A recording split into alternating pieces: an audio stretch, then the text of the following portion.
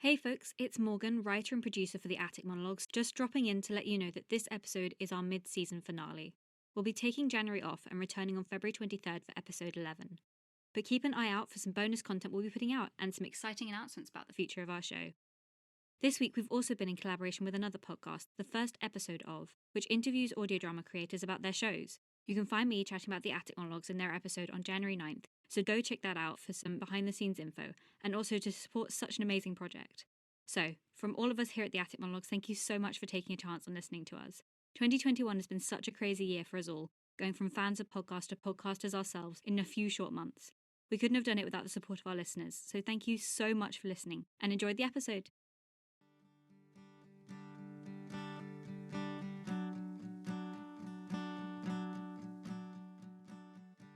Welcome to the Attic Monologues, Episode 10, Yours Sincerely.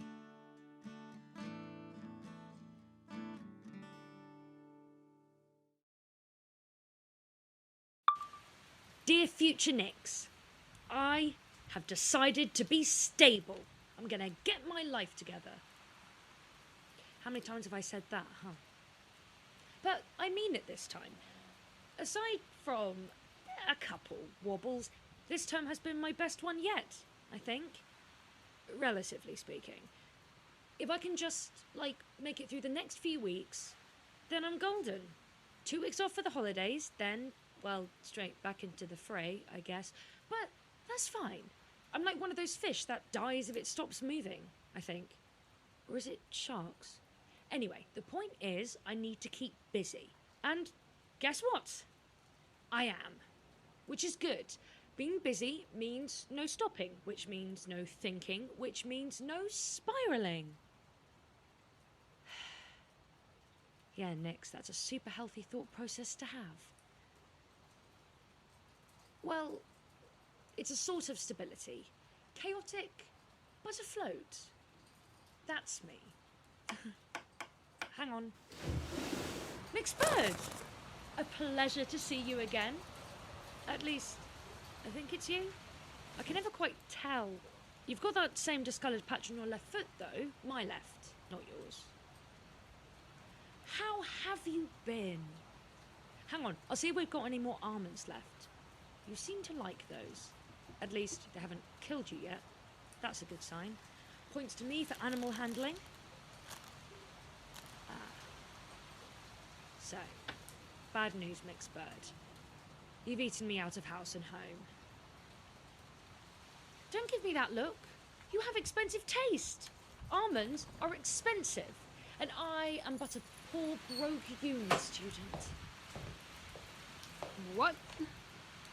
What is going on here? Bella, I swear, this isn't what it looks like. What do you think it looks like? Like I'm feeding a stray bird on our kitchen counter? Which I guess is what I'm doing. So this is exactly what it looks like. But it's not just some random bird. I fed them before. And yeah, they were a random bird then, but we're friends now. Mixed Bird is incredibly polite, aren't you? And how long have you been adopting feral creatures in our kitchen? Mixed Bird isn't feral. Potentially rabid, then. Since that one time you vanished for like a week. It's not like I was trying to replace you with an actual crow. But we had some truly fascinating conversations together.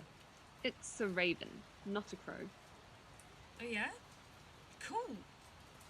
I can't really tell the difference.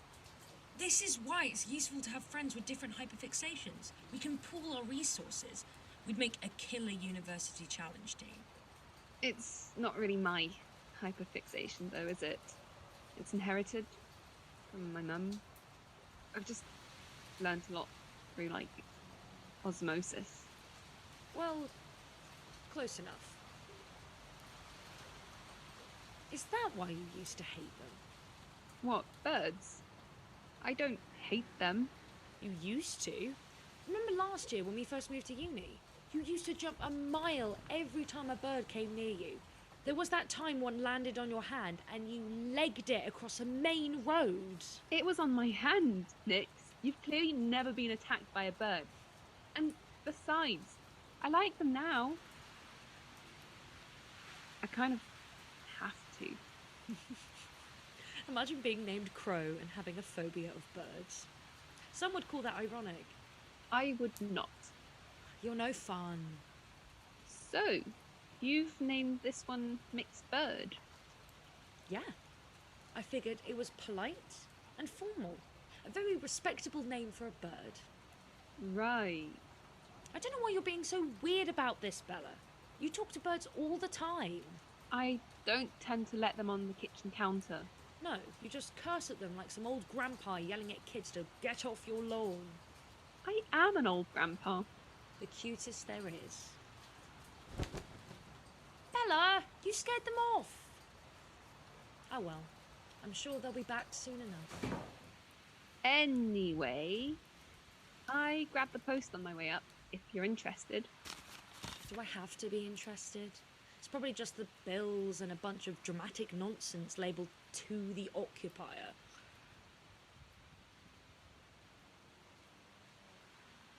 Bella?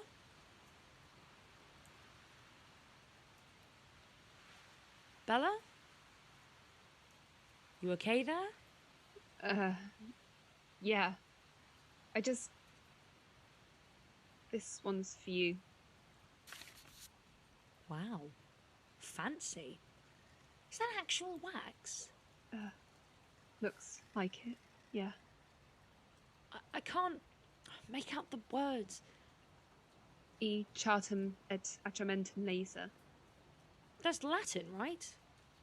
What does it mean? Kind of. It's a bit messy. It's like not good grammar. There are some words in there that... It's probably just some family motto. Well, it's weird.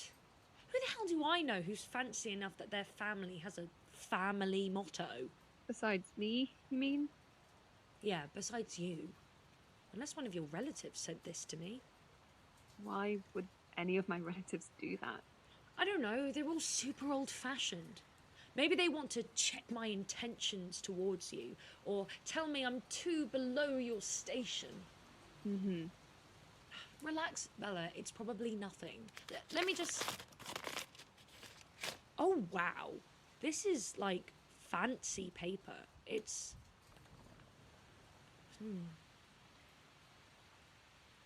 Nix, read it to me. Huh? Sure, it's a bit weird.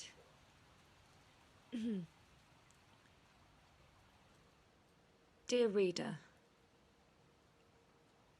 I wish I could say that I hope this letter finds you well.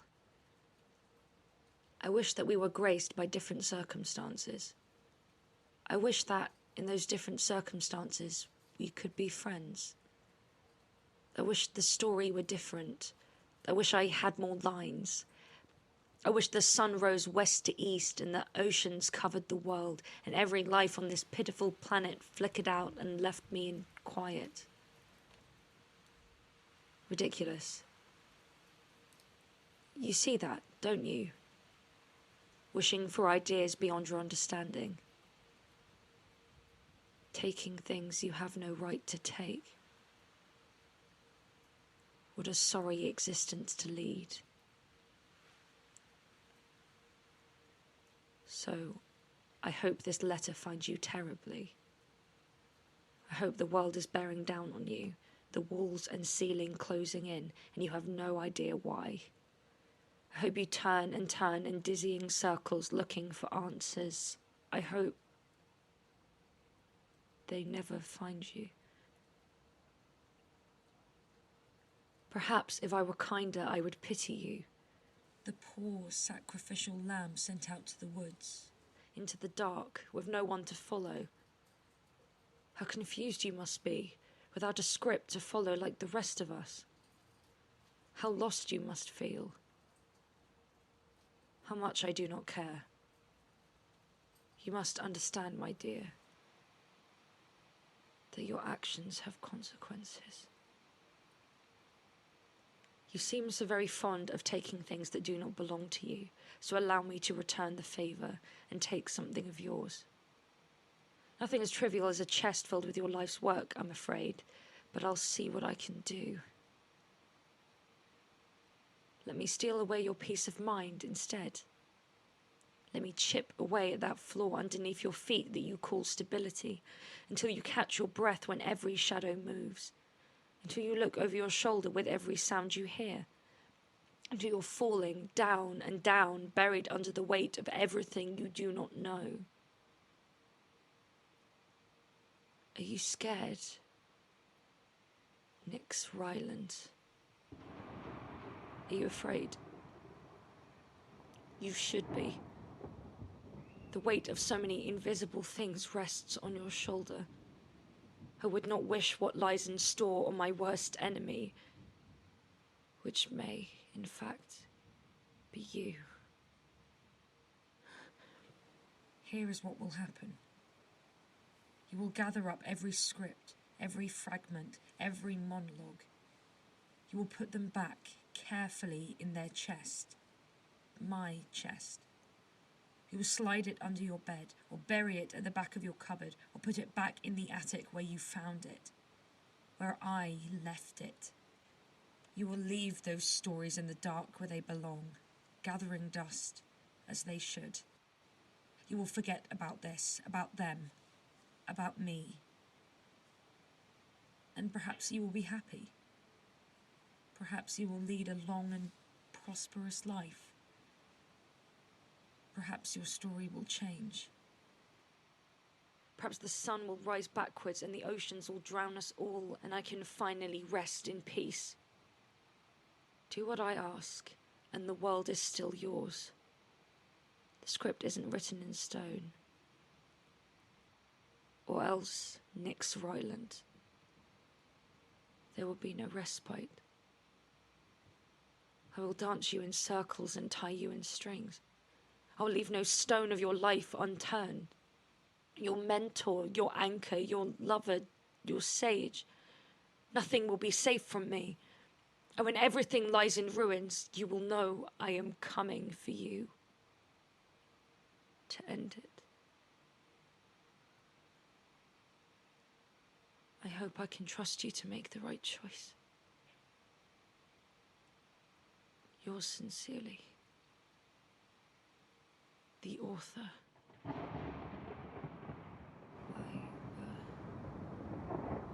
Nyx. I'm... It's just some stupid prank. It's nothing. Like you said, it's probably just one of our neighbours just being complete dickheads. I don't think so. Who would even send you something like that, Nixie? It doesn't make any sense. It's nothing. It doesn't feel like nothing. It feels. I need some air. Nyx, where are you going? I need some space. I need to think. Don't go without me. Let me just grab my shoes. Nyx, you're not thinking straight. It's gonna be Nyx. Nyx.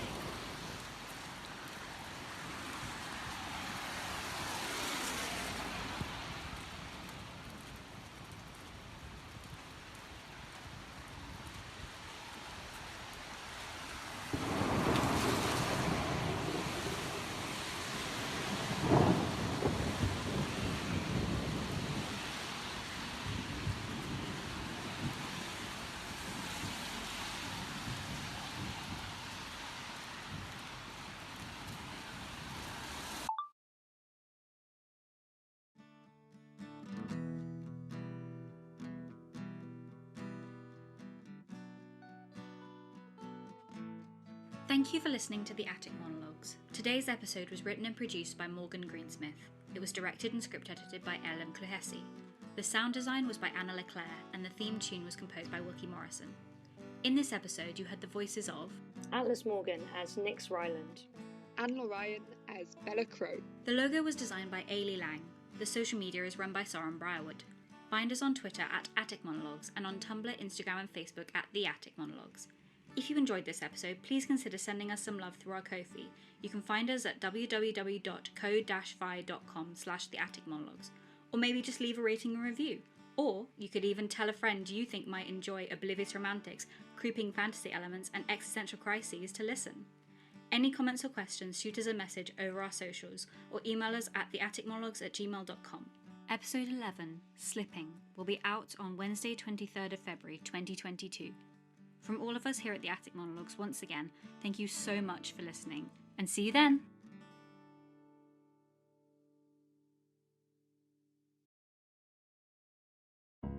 My name is Medea. I am of the planet Caucus. It's embarrassing that I didn't realize up until now that I've been captured by Atalanta? I was the last remaining crew member aboard the Argo, and it's been a while. You're the only person who has any idea where the fleece is. You're looking for the fleece? Something as powerful as that is dangerous if it falls into the wrong hands. Best for a hero like me to find it before anything bad happens, you know? Critical systems failures detected. That doesn't sound good. Oh, you think? Firing now! You call that a parry? Present dangers include a chimera resting very close to our projected flight trajectory. Medusa, focus. I can't focus, there's a giant monster out there! Atalanta, What? don't get yourself killed. Khora, Khora, now available wherever you listen to your podcasts.